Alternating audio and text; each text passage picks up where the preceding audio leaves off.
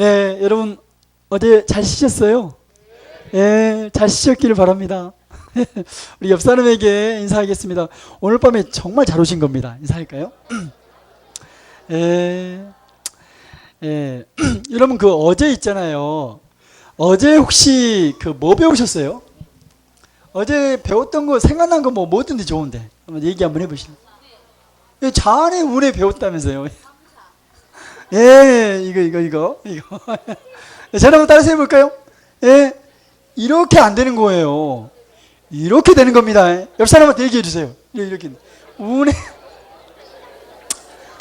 예, 여러분 성경에 보면 그런 말씀이 있어요. 내 백성이 지식이 없어서 망하는도다 말씀 있습니다.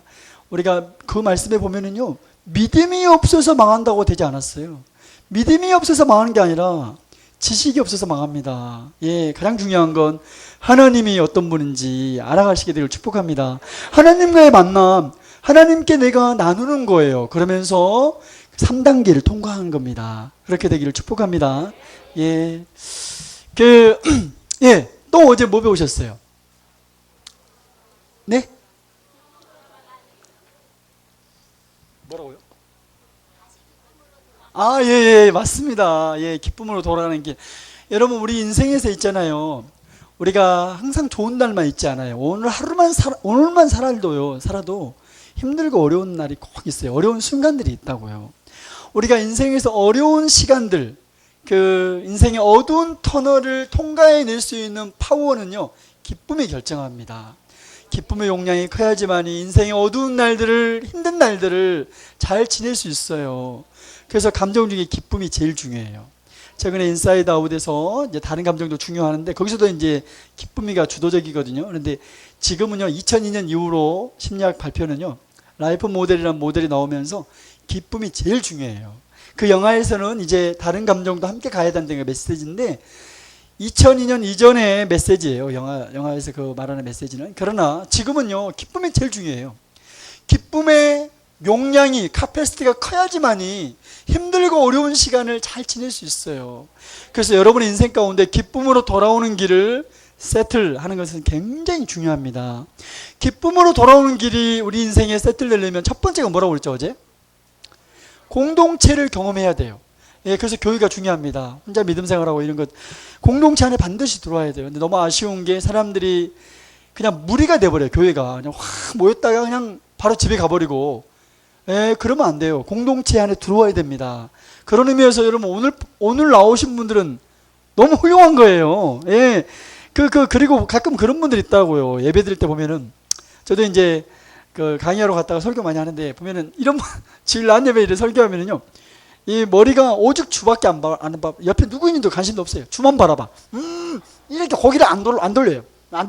주만 바라보다가 아멘 하고 일어나서 가버리잖아요. 좋은 기회인데, 공동체를 경험할 수 있는 좋은 기회, 기쁨의 용량이 커질 수 있는 좋은 기회를 다 놓쳐버려요. 이 공동체가 좋은 건 교회가요, 조금 강한 자와 연약한 자가 함께 모여 있습니다. 다세대 공동체, 예, 기쁨으로 돌아오는 길에서 첫 번째였죠. 예, 그리고 두 번째는 어제 뭐였습니까? 임마누엘이요, 우리의 그냥 아예 라이프 스타일이 돼야 돼요. 생활 양식이 돼야 됩니다. 그리고 세 번째는 뭐였죠? 뇌를 훈련 안 하면요, 프리데이터가 돼버립니다. 포식자가. 약한 뇌 밟아버리려고 하고, 예, 남의 좋은 거 빼앗아버리려고. 그게 우리 뇌의 자연적인 모습이라는 게 결론이에요. 뇌공학에, 최근에 뇌과학 쪽에.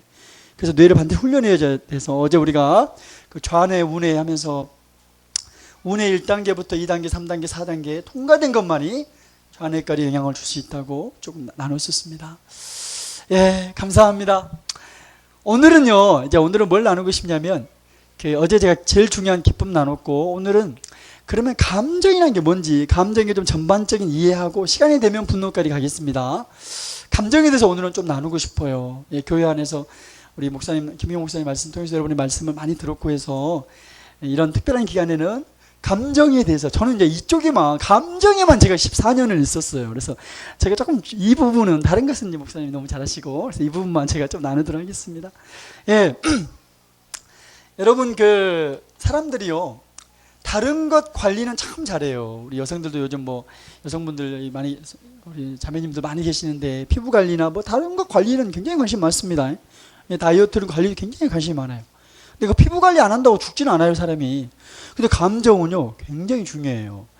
여러분, 그, 최근에 나온 결과 봤더니만 한국의 청소년들 10대부터 20대, 30대까지, 10대부터 30대까지 이르는 한국인들 중에서요, 사망 원인 쭉 통계청이 발표했더라고요. 1위가 뭐냐면요, 자살이에요.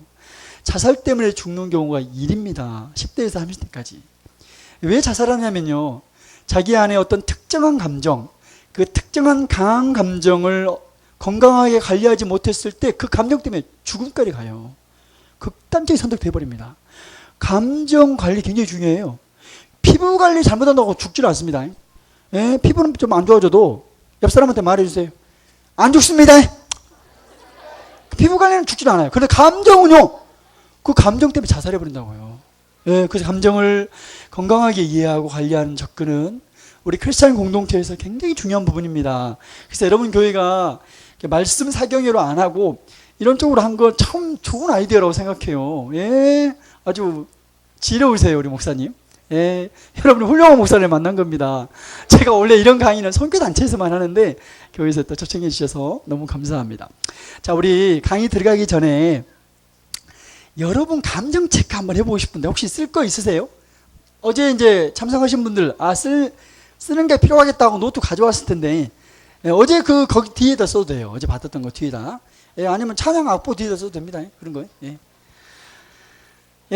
우리 한번 뭘 한번 써보냐면요. 강의 들어가기 전에 지난 일주일간 제가 이제 지금부터 1분간 시간을 들 테니까요. 시간 딱 체크해가지고 1분 동안 지난 일주일간 여러분이 경험했던 감정을 제가 1분 시간 드릴 테니까 여러분은 지난 일주일간 어떤 감정들을 경험했었는지 여러분의 감정을 한번 써보는 거예요. 뭐 말인지 알겠죠? 뭐 슬픔, 두려움 많이 있잖아요. 슬픔, 두려움, 뭐 기쁨, 분노, 수치심, 놀라움, 뭐 다양한 감정들이 있지 않습니까? 자, 다 준비하셨나요? 아직 쓰지 마세요. 아직 스톱. 시간 재우면 재밌어요. 아직 쓰지 마세요. 아직 종이 안 받으신 분 좀 계시네. 다 종이를 받으시고 저만 막 계속 말하면 여러분도 재미없잖아요. 그래서 옥샵도 하고 하면서 하도록 하겠습니다. 다 받으셨죠? 감사합니다.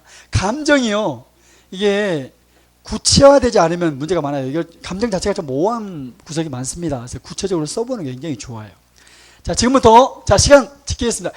1분간 시간을 들 테니까요. 1분 동안 뭘 쓰냐면 지난 일주일간 내가 경험한 나의 감정을 써보는 겁니다. 준비 시작.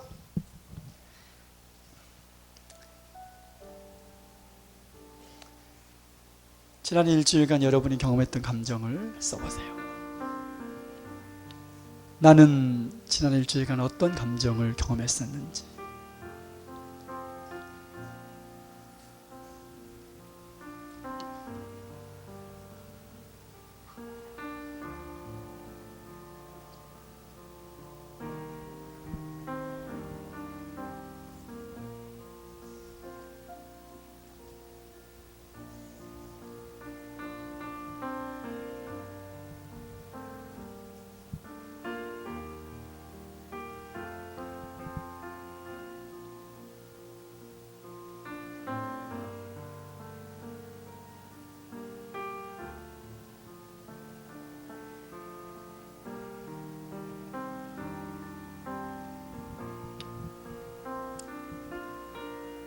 이제 멈추시겠습니다. 감사합니다. 이제 멈추시고 저를 보시겠습니다. 혹시 여러분이 어떤 감정 경험했는지 한번 손들어 얘기해 주신 분 계세요? 나는 어떤 감정 경험했다. 우리 자매님, 아직 몇 개 썼어요, 감정?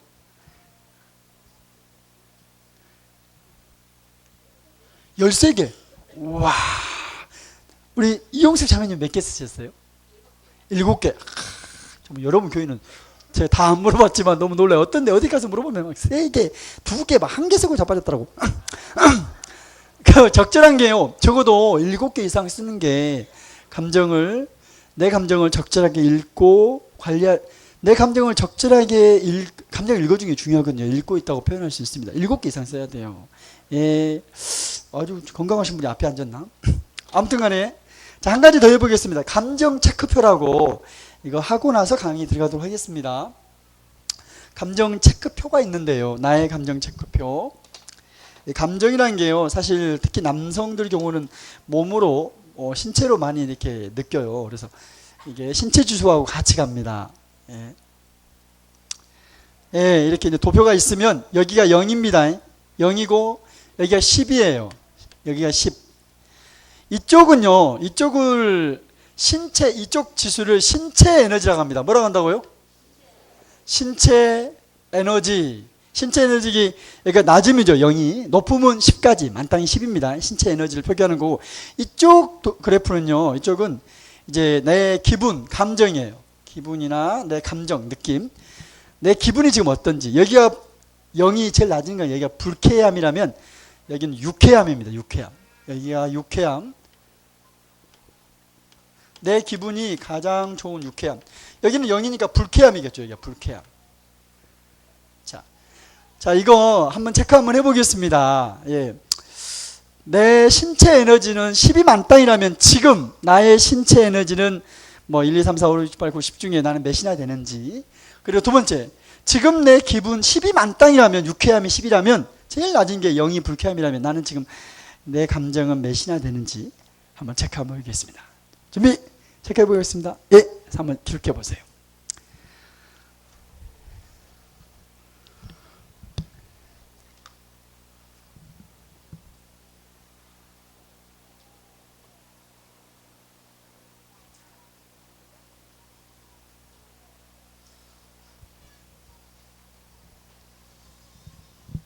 이걸 나의 감정 체크표라고 부릅니다. 나의 신체 에너지는 10 중에 몇이나 되는지, 또 나의 기분을 또 수치로 표기한다면 불쾌가 0이고 유쾌가 만땅 10이라면 몇이나 되는지,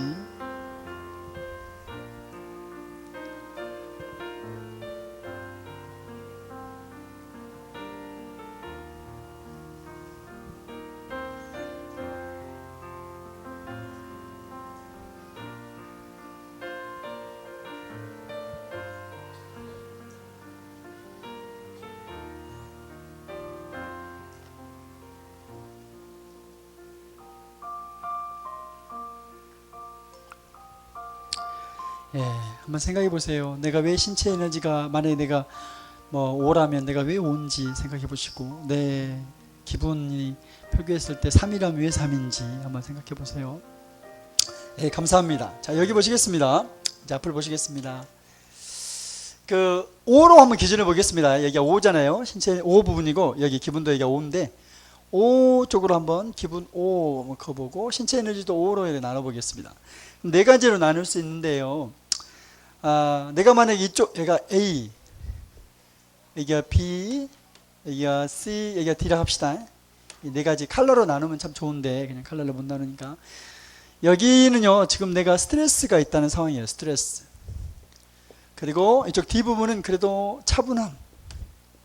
예, 차분함. 그런가 하면 여기는 아주 즐거운, 예, 몸도 그리고 감정도. 그러나 이쪽은 신체 에너지도 낮고 기분도 안 좋고, 여기는 이제 우울한, 이렇게 네 가지로 나눌 수 있습니다. 우리가 지향하는 건 이거죠. 예, 아주 유쾌하고, 그리고 5 이상이니까 유쾌한 편이에요. 신체 에너지도 5 이상이니까 상당히 즐거운, 몸도 그러고 기분도 감정도 그러고. 그런데 이쪽은 뭐예요? 이쪽은 몸은 좀 그래도 괜찮은데 감정이 굉장히 안 좋아요. 스트레스가 많은 상황이, 이런 상황을 스트레스 상황이라고 얘기합니다. 그런가 하면 이쪽 정반대로 몸 에너지는, 신체 에너지는 좀 5 이하니까 낮지만 그러나 감정이 좋아요. 그래서 그래도 좀 차분한 상태라고 이렇게 분류를 합니다. 그런가 하면 제일 어려운 게 이 부분이에요. 몸의 신체 에너지도 낮고 5 이하니까, 그리고 기분도 5 이하니까 낮아요. 여기 혹시 있는 분들, 예, 대각선으로 가로질렀어요. 올라가게 되기를 축복합니다. 이렇게 돼야 돼요. 근데 그렇게 점프하기 전에 먼저 조금 감정을 읽어보는 그 과정이 중요하거든요.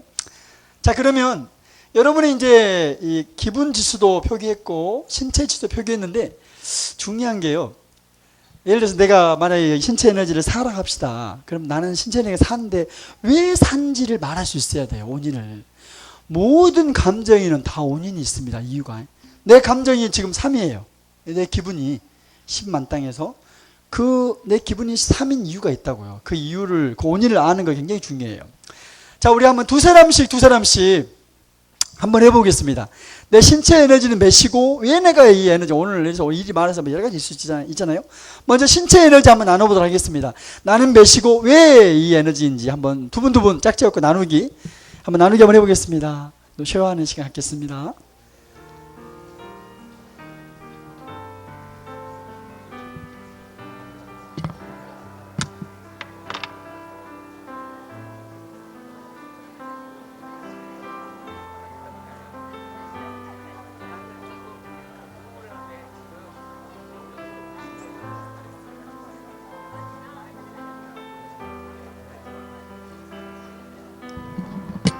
아직 기분 에너지 말고 신체 에너지만 나눌 거예요. 신체 에너지만.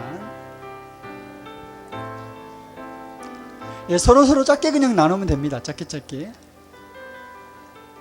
예, 감사합니다. 여기 보시겠습니다. 자, 그러면 이제 두 번째 축, 여기 신체 에너지 방금 나눴잖아요. 이제는 이 기분이 지금 나는 0에서 10 중에 몇인지 얘기하시고, 왜 내가 그 기분인지 그거 한번 얘기해 보는 거예요. 예, 자기 감정을 나눌 수 있는 게 굉장히 중요해요. 예, 나누겠습니다. 서로. 예, 짧게 나눠서 한 1분씩만 나누면 돼요. 서로. 나는 몇이고 왜 이런 기분인지. 어떤 사람은 얼굴 한번 봐갖고 나빠져 볼 수도 있어요. 그런 걸 한번 얘기하는 거예요. 서로.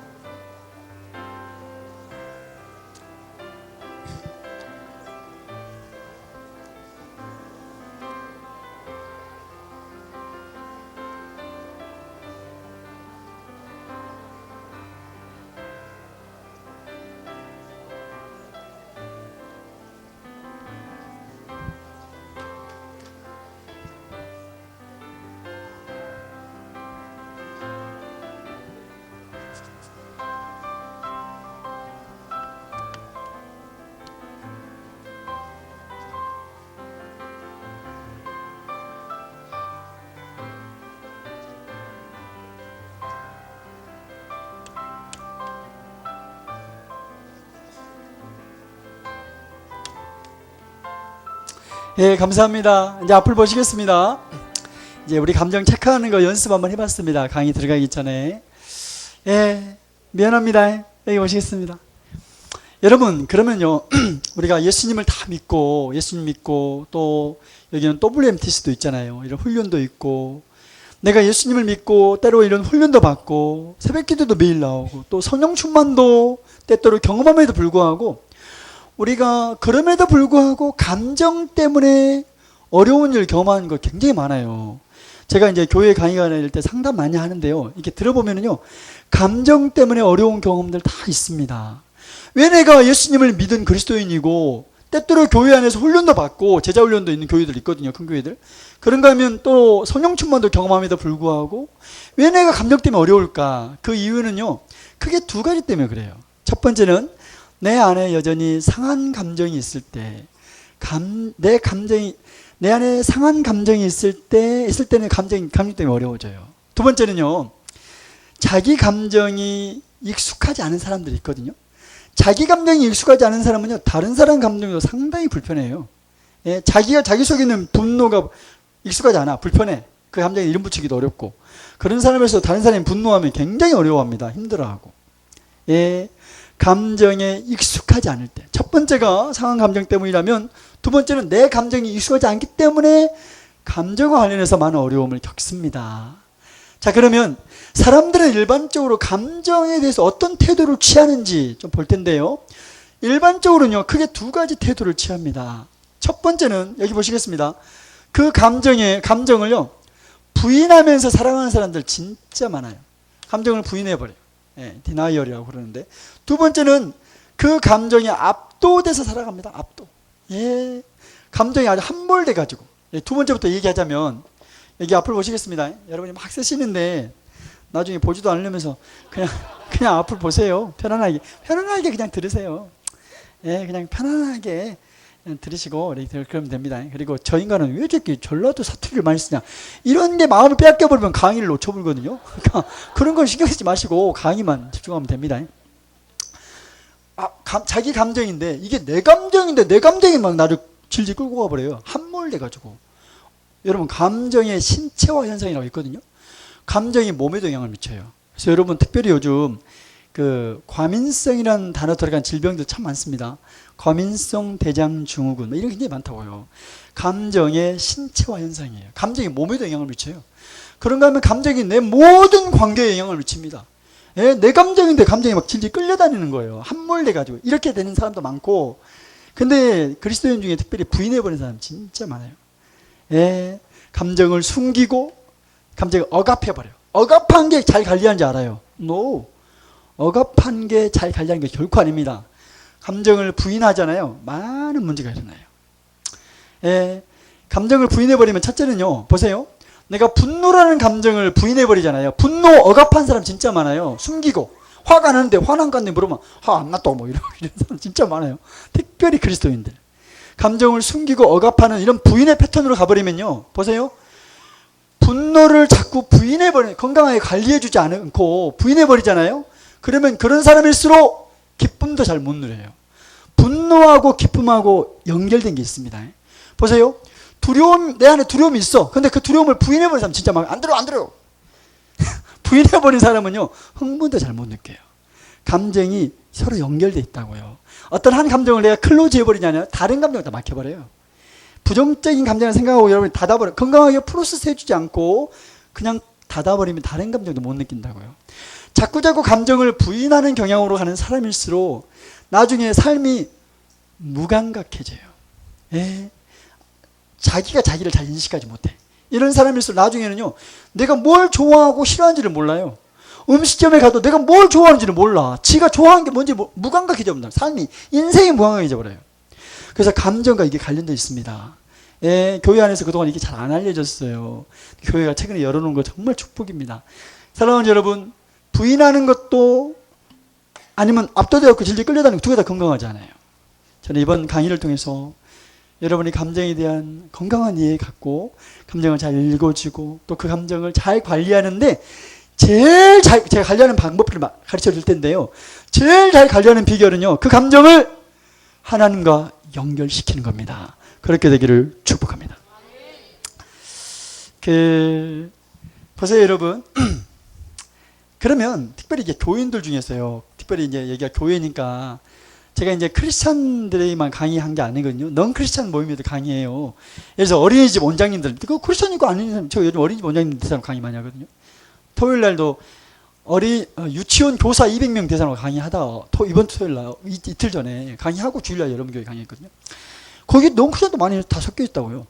기독교인 아닌 데서 강의하는 거하고 기독교는 다른데, 우리가 다 하나님 믿지 않습니까? 우리가 더 풍성한 게 많다고요. 보세요. 그런데 그 감정을 왜 사람들이 그럼 자꾸 부인하냐? 특별히 그리스도인들 이게 장땡인지 알아. 부인하는 게 성숙한지 알아요? 그 감정을 숨기는 거. 자기 안에 일어나는 감정이 있음에도 불구하고 그걸 숨기고 억압한 게 성숙한지 안다고. 그게 성숙한 그리스도인이 아닙니다. 그러니까 그렇게 되면요, 보세요. 그 기도를 많이 해, 그러고 나서. 근데 그런 사람일수록 영빨은 세질지 모르는데 마음이 병든다고요. 그러니까 교회 안에 우울이 이렇게 많아요. 중독도 많고. 언제까지 숨기겠어요? 여러분, 그러면 사람들이, 특별히 기독교인들이 왜 감정을 이렇게 숨기고 억압하고 이렇게 디나이얼로 가냐면요, 이유가 있습니다. 첫 번째는 생각 속에 어떤 생각을 갖고 있냐면 이런 생각이 있어요. 보세요. 그래도 감정보다는 이성이 더 우월하다, 이런 생각 때문에 그래요. 첫 번째 이유가. 자기 생각 안에 감정적인 인간보다는 이성적이 더 낫지, 이런 생각, 이런 세계관이 기초한 사람일수록 부인으로 갑니다. 디나이얼로 가버려요. 그 감정을 숨기고 억압한 쪽으로 간다고요. 뭔 말인지 잘 따라오고 계십니까? 모른다는 표정이네, 표정이. 잘 모르겠으면 질문을 하세요, 손 들고. 예, 제가 젊은 친구들 앞에서만 강의를 많이 하다가 이제 연습도 많고 그래갖고 내가 어떻게 포인트를 맞출지를 잘 모르겠어요. 그래서 이제 할 수 없습니다. 예, 제가 요즘 굉장히 정숙하게 강의를 하는데 원래 이렇게 안 해요. 양복 입고 넥타이 메고 한 적이 없어요. 막 이렇게 까불고 강의하는데 이렇게 차분하게 한 적이 별로 없는데 여기 오면 늘 그래요. 저기 감정을 왜 그리스도인들이 부인하냐면요, 이성이 감정보다 우월하다는 세계관, 그런 생각 때문에 그렇습니다. 두 번째는 왜 사람들이 감정을 부인하냐면요, 두 번째는 이런 것 때문에 그래요. 역사적으로 보나 개인적으로 보나 감정 표현했다가 좋은 걸 못 봤거든요. 내가 감정 표현했다가 안 좋은 걸 많이 경험했네? 그런 사람일수록 감정 부인해버려요. 예. 근데 여러분, 최근에 미국에서 뭔 일이 있었냐면요, 미국에서 여러분 우리 뇌 안에요, 우리 뇌 안에 뇌 안에 이제 그게 이제 변형계라고, 한국말 변형계예요. 변형계라는 부분이 있거든요. 림빅 시스템이라고 하는데, 변형계 안에요, 변형계 안에 두 가지가 있습니다. 첫째는 이제 편도체라는 부분이 있고, 요즘 변형계 안에 감정을 기억하고 관리하는 부분이 있다는 데는 다 동의해요. 림빅 시스템 안에, 뇌 안에 어떤 변형계가 있거든요. 근데 그 변형계 안에서 아믹달라다 아니면 해마다 이거 갖고 지금 아주 첨예한 지금 대립이 되고 있어요. 그동안은 아믹달라가 감정을 담당한 부분으로 이해했는데, 변형계 안에 편도체라고. 근데 요즘은 새로운 이제 막 이론이 나왔더라고요. 요즘은 이제 해마다 이게 막 굉장히 두 가지가 대립되고 있는데, 한 가지만 알면 돼요. 지금 두 가지 아직 결론이 안 났어요. 근데 누구나 다 동의하는 것은, 뇌과학자들이나 심리학자 동의하는 건, 우리 뇌 안에 감정을 기억하고 감정을 저장해 두는 어느 장소가 있다는 데는 다 동의해요. 그리고 그게 변형계 안에 있다는 데는 다 동의합니다. 변형계 안에서 그게 이제 편도체냐 해마냐하고 좀 갈등이 있긴 있지만, 그런데 미국에서 어떤 일이 있었냐면요, 어떤 한 분이 림빅 시스템, 변형계 안에 감정을 기억하고 저장하는 어떤 부분이 해마하고 아믹달라 편도체 포함해갖고 그 부분을 어떤 건축 공사하다가 그 노동자였는데 쇠 파이프가 날카로운 쇠가 갖고 그 부분을 간통해 버렸어요. 예, 그런 일이 있었습니다. 그래갖고 미국의 큰 병원에서, 대학병원에서 정형외과하고 뇌 이쪽 의사들이 다 모여가지고 이거 갖고 굉장히 열띤 논쟁이 있었어요. 토론이 있다가. 그래서 그러면 이 변형기를 아예 제거해버리면 어떡하냐. 이 감정을 담당한 부분을 제거해버려도 심피질이라고, 네오코르텍스 심피질이라고 생각, 이성을 담당한 부분은 건강하니까 이 사람이 산다는 죄가 없다. 이걸로 결론 났습니다. 그래가지고 감정 담당한 부분을 제거하는 수술을 감행해버렸어요. 근데 이제 여기 의사 선생님들 계신지 모르겠지만, 어떤 우리가 이제 의료적 접근을 하잖아요. 처음 접근하는 의료 시술일수록 이제 한 10년 정도 지켜봐요. 그 시술 이후에 어떤 부작용이나 어떤 일이나, 그래서 계속 리포트를 씁니다. 그래서 이제 그 사람, 이 감정 저장하는 부분이 상한 그 사람 제거해버렸잖아요. 그 사람에 대해서 계속 리포트가 나왔었어요. 몇 년 동안, 거의 10년 동안 계속 봤더니만 결론이 뭐였냐면요, 감정을 저장한 부분을 제거하는 수술을 해봤더니만 이 사람이 특징이 뭐였냐면 결정을 못해요. 선택을 못한다는 거예요. 인생의 크고 작은 일 앞에서 결정을 못하는 거예요. 예, 감정이요, 결정과 관련이 딱 결론 나왔어요. 그래서 여러분, 그래서 이제 몇 가지가 말씀드릴 텐데, 어릴 때부터요, 감정을 잘 읽어주고 감정을 잘 공감해주고 이런 분위기 속에서 자라는 사람에게 세 가지 특징이 있습니다. 내가 어릴 때부터 감정 잘 읽어주고 공감해주고 이런 분위기 안에서 자라는 사람일수록 세 가지 특징이 있어요. 첫 번째, 그런 사람일수록요, 인생에서 결정해야 할, 선택해야 할 크고 작은 일들 앞에서 선택과 결정을 잘해요. 첫 번째, 결정을 잘한다. 제가 한번 따라서 하겠습니다. 결정을 잘한다. 감정이 결정 관련됐다고요. 두 번째는요, 그렇게 잘 공감해지고 감정이 읽어지고 이런 분위기 속에서 자라는 사람일수록 유연성이 있습니다. 제가 한번 따라서 해볼게요. 유연성이 있어요. 여러분, 우리 인생이요, 꼭 내 삶의 구조가, 또 내 직장에서나 아니면 교육 공동체도 마찬가지예요. 항상 내가 원하는 대로 딱 되면 좋은데 딱 안 될 때가 많다고. 이런 사람은 딱 됐을 때는 괜찮아, 딱 안 됐을 때는 막 유연성 없는 사람은 힘들어요. 근데 감정을 잘 읽어주고 공감해주고 이런 사람일수록, 그런 분위기 속에서 자라는 사람일수록 유연성의 수치가 있거든요. 또 수치가 높아요, 그런 사람이. 그런가 하면 세 번째로, 감정을 잘 읽어주고 공감해주는 분위기 속에서 어린 시절을 보낸 사람일수록, 세 번째는 탄력성의 수치가 높습니다. 정확하게는 회복 탄력성이라고 그러거든요. 저를 한번 따라서 할까요? 회복 탄력성. 여러분, 우리가 항상 잘할 수 없어요. 우리가 실수하고 못하고 넘어지고 잘못했을 때 많습니다. 무너졌을 때, 그럴 때 탄력성의 수치가 높은 사람일수록 넘어지면 다시 빨리빨리 일어나요. 잘 못 일어나는 사람일수록 탄력성의 수치가 낮는데 감정과 관련돼 있어요. 어릴 때부터 감정을 잘 읽어주고 공감해주고 그런 사람일수록 탄력성의 수치가 높더라는 거예요. 그런데 정반대예요. 나는 어릴 때 내 감정을 잘 읽어주고 공감해주는 분위기에 있어서 내가 못 자랐다. 못 자라면요, 첫 번째, 그런 사람일수록 뭐가 낮을까요? 첫 번째, 결정을 잘 못해요. 실제로 제가 이번에도 그랬어요. 지난tam에도 그랬어요. 제가 2년 전에 사건이 제일 많이 기억나요. 2년 전에, 그때도 이제 학교를 준비하는데 우리 제주 열방대학에서 이마트까지가 차로 한 40분 걸리거든요. 거기 가지고 이제 학교 준비니까 뭐 이런 칠판 닦기도 사고 이런 것도 사고 막 여러 개 샀어요. 막 사는데, 우리가 한참 몇 명이 가서 사고 있는데 어떤 한 자매님이 물품 사는 자매님인데 한참 고민하더라고요. 뭐 이거 고민하냐고 물어보니까 쓰레기통 하나 사는데 그분 엄청 고민하더라고. 5천원짜리 쓰레기통 하나 사는데도 거의 결정을 못 하는 거예요. 한 1시간 후에 물어보면 아직도 결정 못 했대. 한참 후에 이제 했다고 하더라고. 그래서 이제 갔거든요. 40분 차 몰고 갔어요. 그리고 나서 이제 한 2시간 후에 저녁 식사 때 그 자매님을 제가 우연히 만났어요. 그래서 같은 테이블에 있어서 물어봤고, 근데 그 자매님 얼굴 표정이 안 좋더라고. 그래서 물어봤어요. 자매님, 왜 오늘 얼굴 표정이 안 좋네요? 물어보니까 왜 그러냐고 물어봤더니만 이러는 거예요. 이러는 거예요. 간사님, 제가 그거 샀어야 했는데 잘못 샀다는 거예요. 5천원짜리 쓰레기통 하나 살 때도 고민 엄청 많이 합니다. 결정을 잘 못해요. 그리고 뭔가 결정해도 막 후회하고 막. 결혼은 그럼 얼마나 힘들겠어. 결혼 이런 큰 거 말고 작은 것도 잘 결정 못한다니까요. 또 두 번째, 그런 사람일수록 유연성의 수치가 낮아요. 그럼 관계에 많은 어려움이 있습니다.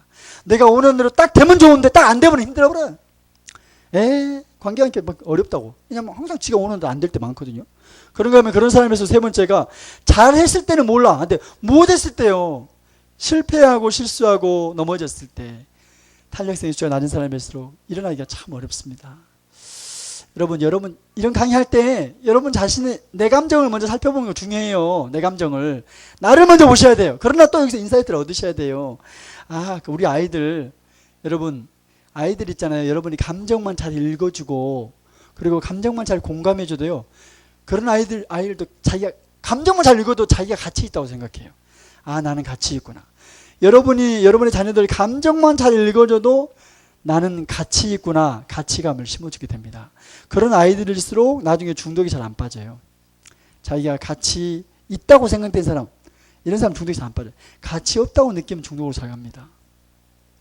또 감정만 잘 읽어줘도요, 뇌가 회복돼요. 그렇게 되기를 축복합니다.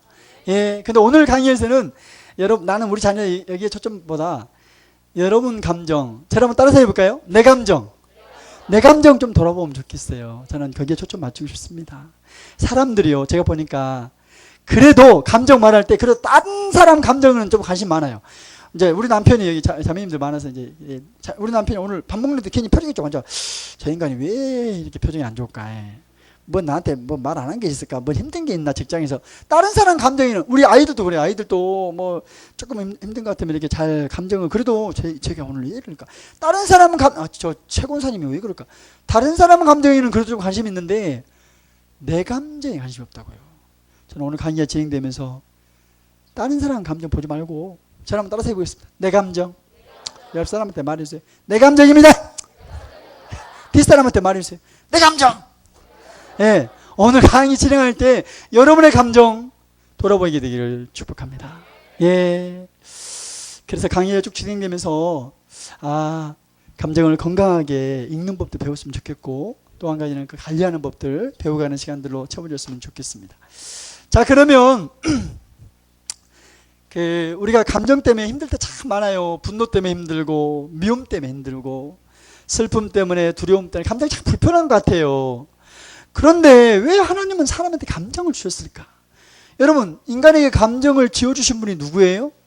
하나님이죠. 하나님이 사람에게 감정을 지어주셨어요. 이렇게 불편한데 하나님은 그러면 왜 사람에게 감정을 주셨을까요? 아예 어떤 분들 상담하다 보면 그런 분 있더라고. 차라리 그냥 감정 없으면 좋겠다고. 그런데 왜 하나님은 감정을 주셨을까? 여러분, 왜 하나님이 사람에게 감정을 만들어 주셨을까요? 예, 뭐 그런 걸 물어보냐 이런 표정이신데 안 물어볼랍니다. 그 우리가 감정의 어원만 살펴봐도요 금방 잡아낼 수 있습니다. 감정의 어원은요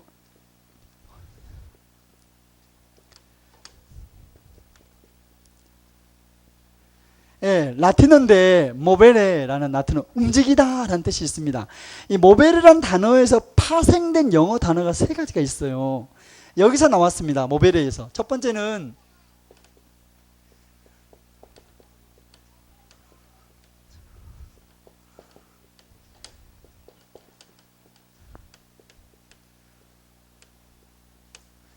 예, 이 세 단어가 다 모베레에서 나왔어요. 움직이다 라는 뜻을 가진 라틴어 모베레에서 파생된 영어 단어가 감정, 그리고 동기, 그리고 에너지, 힘, 이 세 단어가 나왔어요. 여러분, 이 감정의 어원만 살펴보더라도요, 하나님이 왜 인간에게 감정을 주셨는지를 잡아낼 수 있습니다. 예, 여기 보시면요, 보세요. 하나님이 감정을 주신 이유는요, 보세요. 감정은 어떤 목적을 향해 나아가도록 하기 위해서 어떤 목적을 향해 가도록 동기를 부여해서 그 목적을 향해 나아가도록 에너지와 어떤 힘을 주는 게 감정이에요. 동기를 부여해서 어떤 목적을 향해 나아가도록 에너지를 주고 힘을 주는 것이 감정입니다. 그래서 우리가 어떤 목적을 향해 나아가도록 동기를 부여하고 어떤 움직이도록 하는 힘을 주는 게, 에너지를 주는 게 감정이라고. 좀 이해되세요? 그래서 감정은요, 움직이도록 에너지를 주는 거예요. 감정이 있어야 움직일 수 있습니다. 예. 감정을 하나님 주시는 이유는 그 어떤 감정이 있어야지만 움직일 수 있다고요. 어떤 목적을 향해 나아가도록 에너지와 힘을 주는 것이 감정이에요. 그래서 어떤 심리학자는 이걸 아예 그냥 더 심플하게 감정은 에너지다 이렇게 표현했더라고요. 예, 틀린 말은 아니에요. 감정은 어떤 목적을 향해 나아가도록 에너지와 힘을 주는 것. 즉, 감정은요, 감정이 있어야 움직일 수 있어요. 예. 하나님이 우리에게 감정을 주신 이유는 움직이도록 하려고. 우리가 선교, 우리 안에 감정이 아니라면 절대 할 수 없습니다. 감정이 있어야, 성경에 보면 그런 내용 엄청 많아요. 여러분, 우리가 성경을 읽을 때 보세요. 제일 먼저 관찰이 제일 중요해요. 관찰을 잘해야지만이 해석할 수 있고 그것을 이제 적용으로 끌어올 수 있어요. 관찰을 못하면 꽝이에요. 성경을 읽을 때도. 복음서 읽을 때요, 예수님의 행동 보잖아요. 예수님의 행동을 좀 더 관찰해 보면 그 행동 이전에 반드시 감정이 있었어요. 예를 들어서 마가복음 3장 1절부터 5절 보면 내용은 어떤 내용이냐면, 어느 안식일 날 그 해당에 이제 유대인들이 늘 예수님 꼬투리 잡고 예수님 잡으려고 했잖아요. 그래서 그날 또 예수님이 안식일을 지키는가 안 지키는가 보려고 아주 의도가 악해요. 그래가지고 그 한쪽 손 마른 사람 데리고 와서 그 세워놓습니다. 그 사건 아시죠? 모른다는 표정이네. 그거 있어요. 그러니까 예수님이 고쳐주는가 안 고쳐주는가, 안식일을 어긴가 안 어긴가. 예수님이 그 마가복음 3장 5절에 보면 나옵니다. 예수님이 그 유대인들의 마음을 보면서 예수님이 노했다고 나와요. 분노했다고. 분노하사, 그들을 보면서 노하사 그 본문에 보면 나와요. 노하사 한쪽 손 마른 사람의 손을 고쳐줘요. 그러니까 한쪽 손 마른 사람을 고쳐줬는데 그 고쳐주는 게 행동 이전에 감정이 있었다고. 분노라는 에너지가 있었어요. 그 분노라는 에너지를 가지고 움직였는데 그 에너지를 갖고 그 유대인들 뺨을 때려본 게 아니라 그 분노라는 감정을 갖고 먼저 있었던 건 그 유대인들 둘러보셨다고 나오거든요. 성경에 둘러보셨다고 나오는데 이제 이런 걸 왕고고법이라고 그래요. 히브리 문화기법으로. 째려봤겠죠, 한번. 예수님도. 째려보고, 그런다고 막 조사해보는 건 아니고, 째려본 다음에 그 에너지로 손 고쳐줘 버린다니까요. 예. 굉장히 많아요. 복음서 다 잡아낼 수 있어요. 예를 들어서 마태복음 18장 같은 데 보면은요, 그 용서, 탕감하다 이런 거 많이 나와요. 그게 헬라어로 아피엠인데, 그 어떤 사람이 1만 달란트 빚졌다면서요. 모른다는 표정이네. 1만 달란트 왕한테 빚졌어요. 그래서 왕한테 끌려오자. 네 안 갚으냐 끌려왔어. 이 사람이 막 싸장하는데 왕이 얼마나 이분이 마음이 좋은 분이냐면 이 사람 시간만 연장해 준 게 아니고 그걸 탕감해 줍니다. 헬라어로 RPM이 풀어줘요. 놓아준다고. 근데 그 탕감해 줬다고 나오는데 그 바로 앞에 뭐라고 나와요? 감정이 나와요. 뭐라고 나냐면 불쌍히 여기사 탕감했다고 합니다. 탕감해 주는 행동 이전에 감정이 있었다고요. 그런가 하면 이 사람이 만 달란트 탕감받은 이 사람이 지글지글 가다가 지한테 100데나리온 빚진 사람 만났다면서요? 이리 봐라. 니 어찌 안 갚아? 그러니까 이 사람이 자기가 똑같이 말해요. 성경에 보면 자세히 관찰해 보면 지가 왕이 했던 말하고 똑같이 말하거든요. 말해. 이 사람은 탕감해줬나요? 거기 보면 탕감 안 해줘요. 안 해주고 그 감옥에 넣어봅니다. 근데 이 말을 항상 그 대통령이나 왕 옆에 보면 다 봐버려 그런 걸. 보고 왕한테 뿌르르 말한 사람이 꼭 있습니다. 그 왕이 들어 이런 나쁜 놈이 했고 거기 또 나와요. 그 왕이 노하사 그 만날 때 비싼 사람 다시 감옥에 넣었다고 나옵니다. 재밌어요. 예수님의 행동 이전에 감정이 반드시 있었습니다. 여러분, 하나님이 인간에게 감정을 주신 이유는요, 감정이 있어야 움직일 수 있습니다. 예, 안 그런다는 표정이네. 옆 사람한테 말해주세요. 혹시 지금 돌다가 막 집에 지금 전자레인지 끄고 앉는가 안 끄고 고민하는 사람 있을 수 있어요. 못 들어보라니까. 그런 생각하면 못 들은다니까. 옆 사람한테 말해주세요. 감정이 있어야 움직일 수 있습니다. 얘기해주세요. 예. 감사합니다. 감정이 있어야 움직일 수 있어요. 여러분, 우리 기독교 세계관 우리가 얘기 많이 하는데요. 기독교 세계관의 큰 구조가 세 가지입니다. 첫 번째가 뭐죠?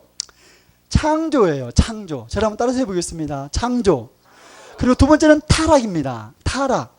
그리고 세 번째 구속이에요. 창조, 타락, 구속은요, 우리 세계관, 특별히 기독교 세계관의 기본 골조예요. 자, 그러면 이 감정도 적용시켜 보겠습니다. 감정에 적용된 기독교 세계관을 보면요, 보세요.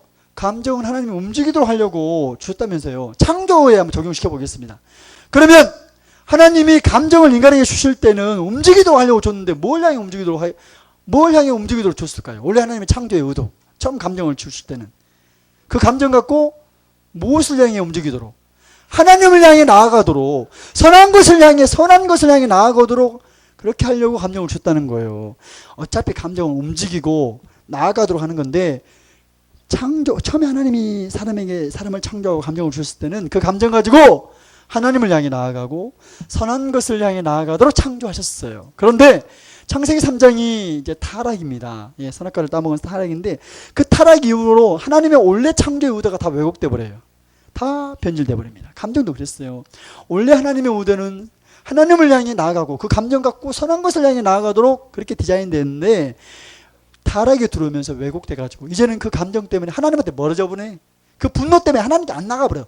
더 멀어져 버리고, 그 두려움 때문에 오히려 이 감정이요, 오히려 악의 도구가 되어버립니다. 예. 그래서 뭐 엉뚱한데 막 긍휼을 여기려고 하고, 동성애 자에 대해서는 우리가 긍휼을 베풀어야 되죠. 동성애 자에 향해서 교회가 손을 내밀어야 됩니다. 그러나 동성애 자체에 대해서도 그럴 수 있는 거지. 그런데 긍휼을 베풀려고 그래. 엉뚱한 데다. 이게 아주 이게 감정이 왜곡되면요, 엉뚱한 데 긍휼을 간다고. 그게 긍휼을 갈 게 아니죠. 그러면 구속은 뭐냐? 구속은요, 원래 하나님의 본래 감정에 대한 하나님의 의도대로 회복되는 거예요. 이 감정 갖고 악의 도구가 돼버리고 이게 하나님을 향해 나간 게 아니라 악을 향해 나간 것이 아니라, 구속은요, 원래 하나님의 의도, 계획, 목적 그대로 그 감정 가지고 하나님께 나아가고 선한 것을 향해 나아가도록 한 것이 리뎀션, 구속입니다. 그렇게 되기를 축복합니다. 저는 여러분의 감정이 그래서 하나님과 연결되기를 축복합니다. 그 감정 때문에 하나님한테 멀어져 버리고 관계가 깨져 버린 것이 아니라, 그 감정 때문에 하나님, 그 감정 갖고 하나님께 나아가게 되기를 축복합니다. 그것이 이 강의의 목적이에요. 불교는 다릅니다. 불교적 세계관은 좀 달라요. 저도 전도여행 참 많이 다녔는데요. 제가 인도 전도여행 갔을 때 꼭 전도만 했겠습니까? 가서 구경도 하고 그랬죠. 오지 타지마을인가 어디 갔더니만 거기 코끼리 쇼를 하더라고요. 근데 코끼리가, 우와, 내가 세상에 그렇게 큰 코끼리 처음 봤어요.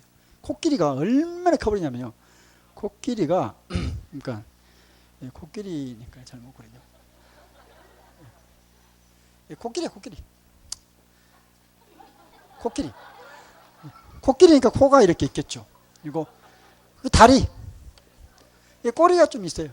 근데 사람이 얼마나, 이 코끼리 조련사가 얼마나 냐면요, 덩치 큰 청년인데 이만하게 보여요. 그러니까 얼마나 코끼리가 큰지 알겠죠? 자, 불교적 이거 원래 석가모니 생각이었는 아이디어였는데요. 불교에서는요, 보세요.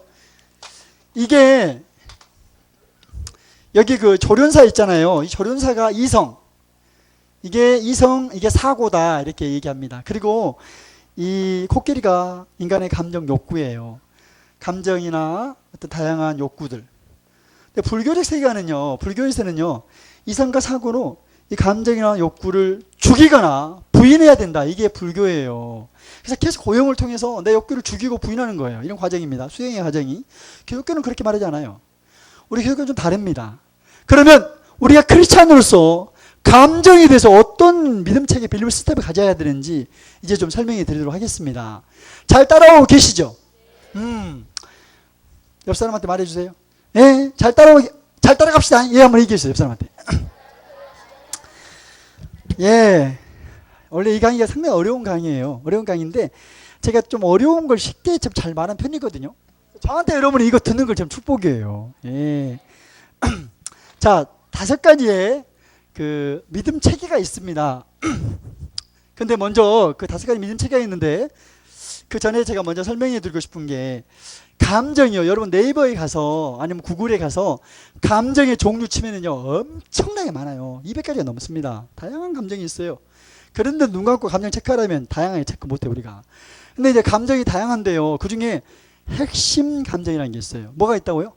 예, 코어 필링이 있습니다. 이번에 그 인사이드 아웃이라는 영화에서도 핵심 감정을 거기서도 이제 5가지를 잡았잖아요. 첫 번째가 뭐였다고요? 기쁨이었잖아요. 기쁨이. 기억이 생각나시죠? 기쁨이. 두 번째는 뭐였어요? 슬픔이. 세 번째는 뭐였죠? 예, 소심이. 그 다음에 네 번째는 뭐였어요? 까칠이. 5번째는 뭐였죠? 버럭이니까 한 거죠.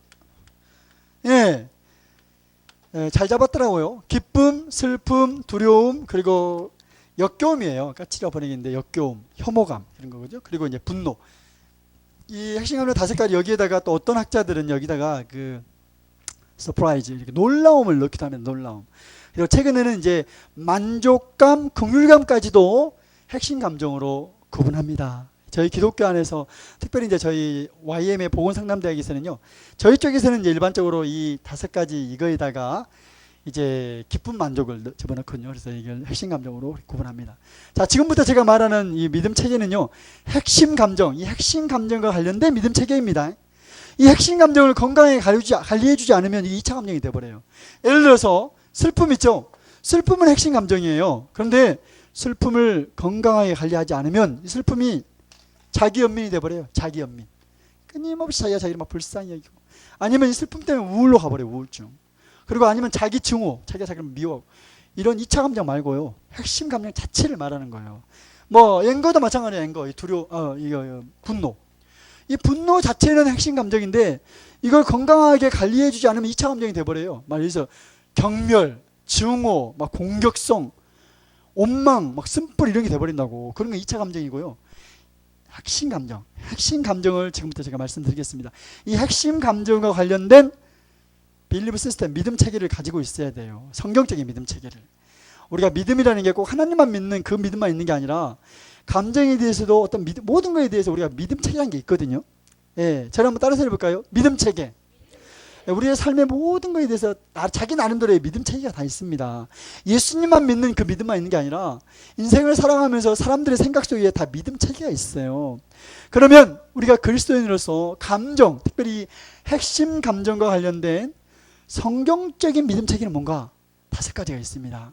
그거 말씀드리겠습니다.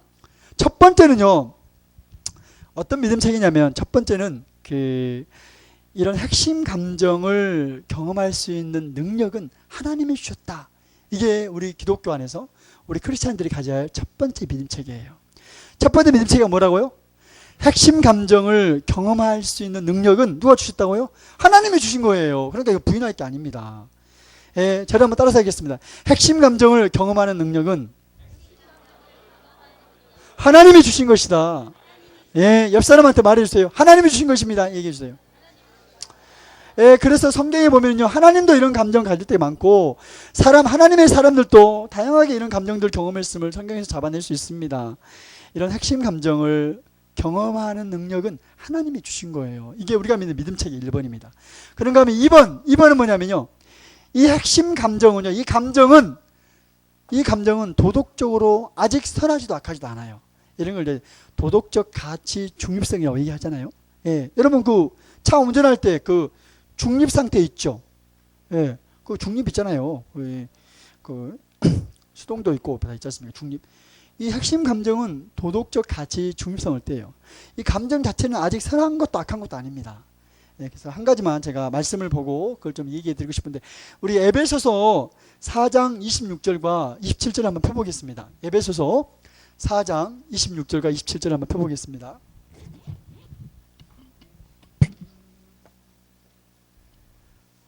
에베소서 말씀을 다 한번 펴보실래요? 에베소서 4장입니다. 갈라디아서 다음에 에베소서가 있죠. 에베소서 4장, 우리 거기 26절과 27절 말씀을 한 목소리로, 여기서는 분노 얘기하거든요. 같이 한번 읽어보겠습니다. 시작. 분을 내어도 죄를 짓지 말며 해가 지도록 분을 품지 말고 마귀에게 틈을 주지 말라. 다시 한번 읽겠습니다. 한 번 더. 시작. 분을 내어도 죄를 짓지 말며 해가 지도록 분을 품지 말고 마귀에게. 여기 말씀해 보면요, 분을 내어도, 저를 보시겠습니다. 분을 내어도, 헬라어 언어에 보면 더 자연스러워요. 분을 내더라도 그 분노를 죄로 연결시키지는 말래요. 분노하더라도, 보세요, 분을 내더라도 그 분노를 죄로 연결시키지 말래요. 여기서 우리 한 가지 인사이트를 얻으셔야 돼요. 그럼 여기서 여러분이 오늘부터는, 적어도 이 감정을 들은 여러분은 이 그림을 꼭 갖고 가셔야 돼요. 여기 보시겠습니다.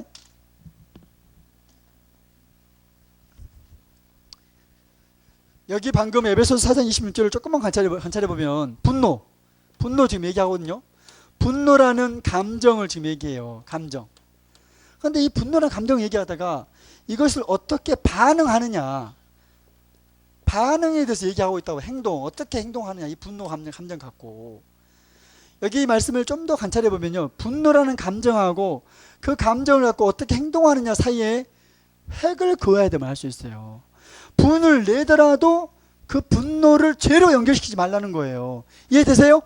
그러면 이 말씀에 근거하자면 분노라는 감정 자체와 반응, 행동 사이에 핵을 그을 줄 알아야 된다고요.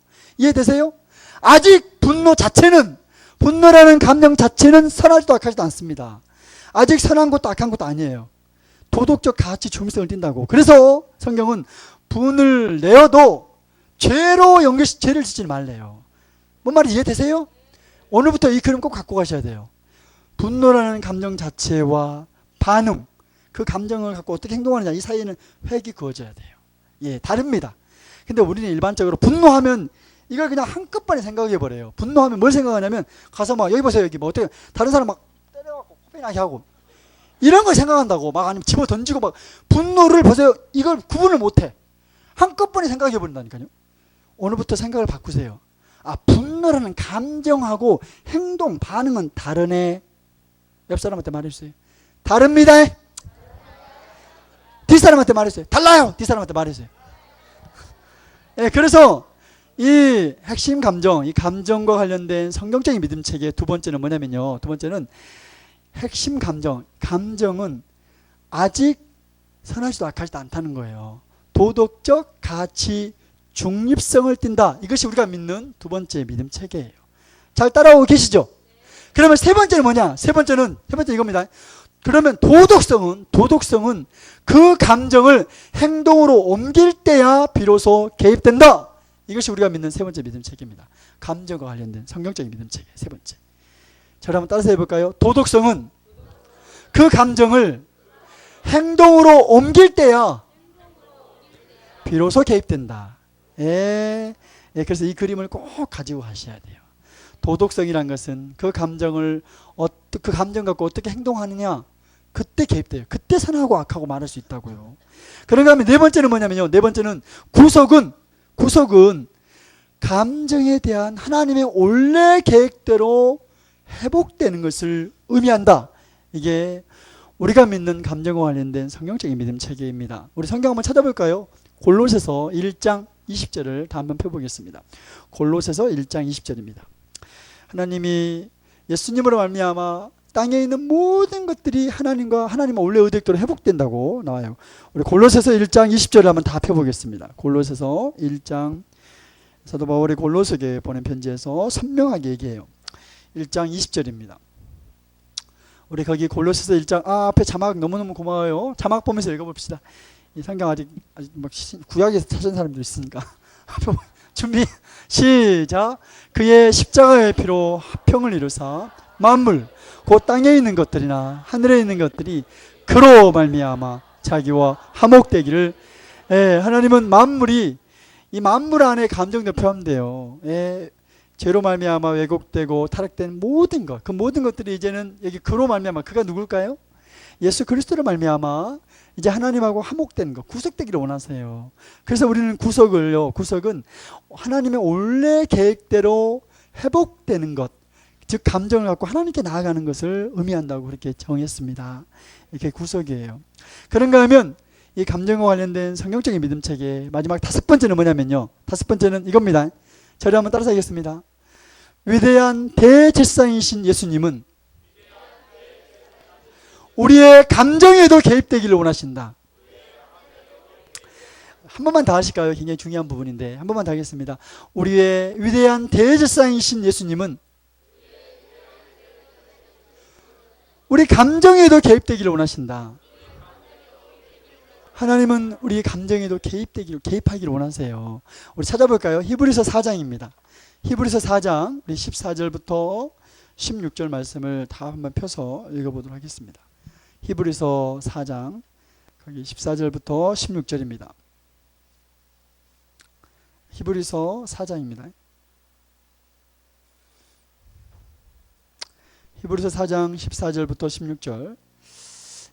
같이 한번 읽어보겠습니다. 4장 14절부터 16절 말씀을 함께 읽겠습니다. 히브리서 4장입니다. 시작. 그러므로 우리에게 큰 대제사장이 계시니 성천하시니 곧 하나님의 아들 예수시라. 우리가 믿는 도리를 굳게 잡을지어다. 우리에게 있는 대제사장은 우리의 연약함을 동정하지 못하실 리가 아니오. 모든 일에 우리와 똑같이 시험을 받으시니로되 죄는 없으시니라. 그러므로 우리는 긍휼하심을 받고 때를 따라 돕는 은혜를 얻기 위하여 은혜의 보좌 앞에. 여기 말씀해 보니까 그러므로 우리에게 누가 있다고요? 큰 대제사장이 있다고 말씀합니다. 여러분, 예수님이 우리의 제사장이래요. 여기 보시겠습니다. 미안합니다. 여기 보시겠습니다. 예수님이 우리의 제사장입니다. 우리에게 제사장인데 그분이 예수님이잖아요. 지금 예수님이 제사장. 여러분, 제사장하고 선지자하고 좀 달라요.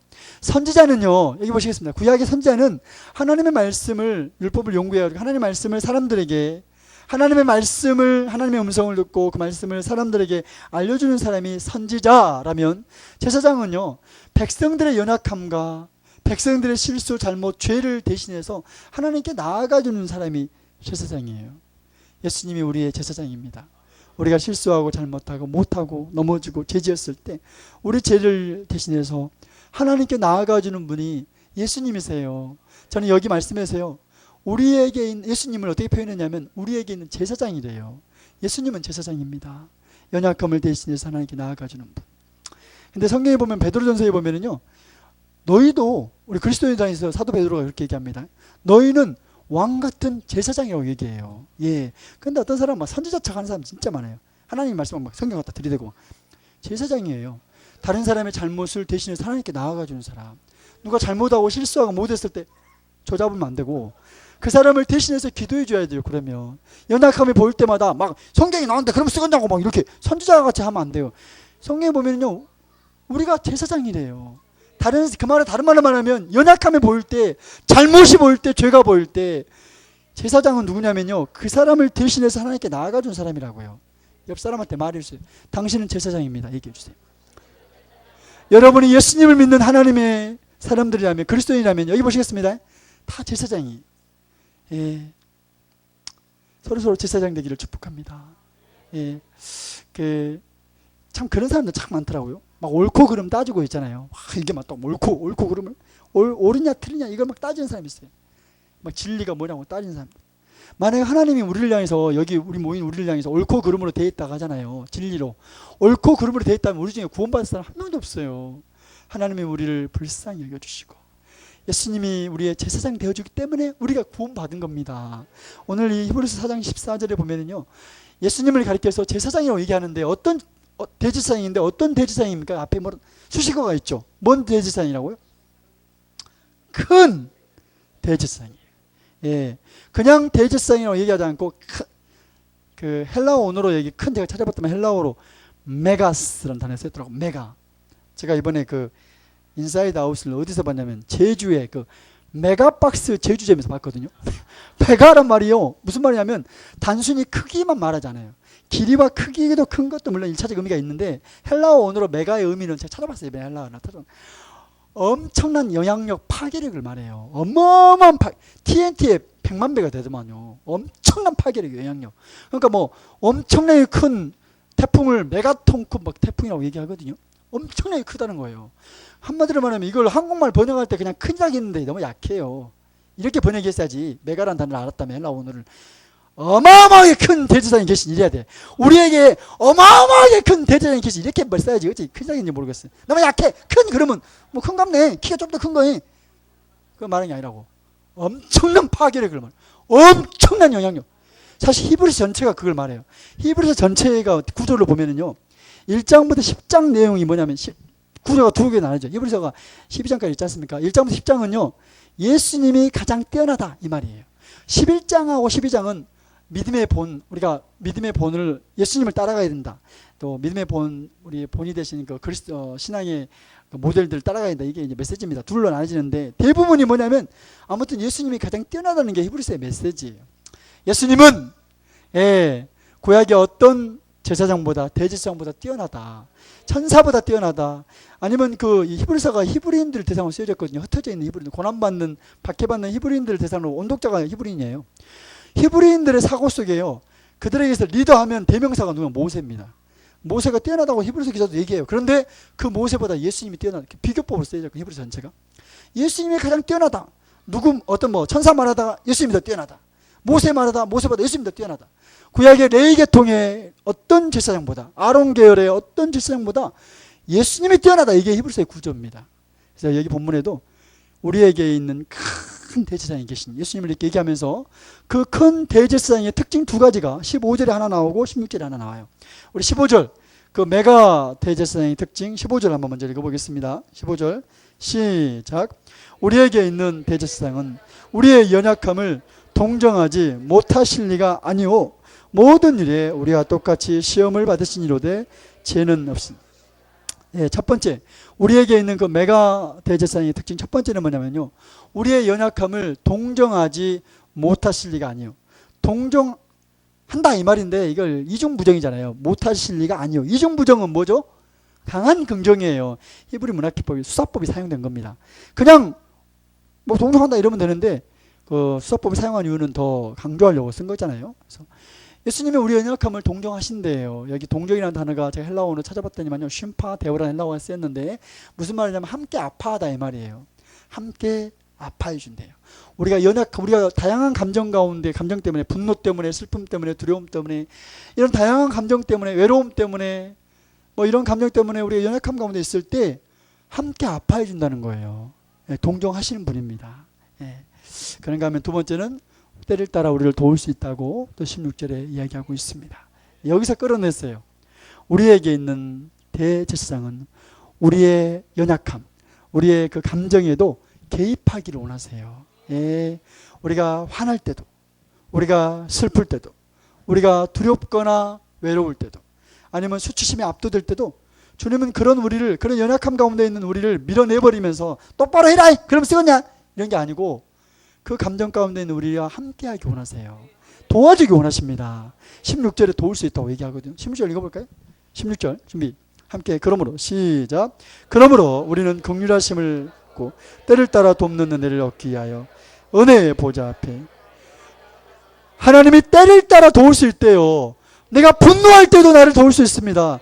화날 때, 슬플 때도, 외로울 때도, 두려울 때도, 수치심에 압도될 때도, 죽고 싶을 때도 하나님이 우리를 때를 따라 도울 수 있대요.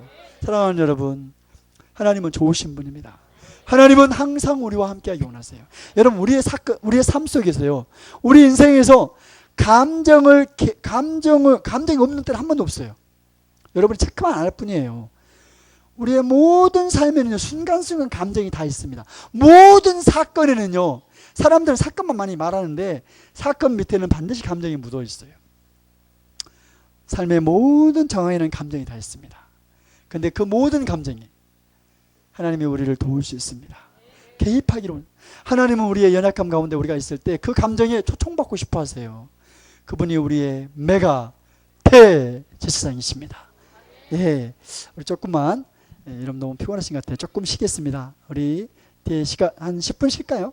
한 15분 쉬는 게 나았겠습니까? 예, 그러잖아요. 15분 쉬겠습니다. 그러면 15분 쉬고 뵙겠습니다. 감사합니다.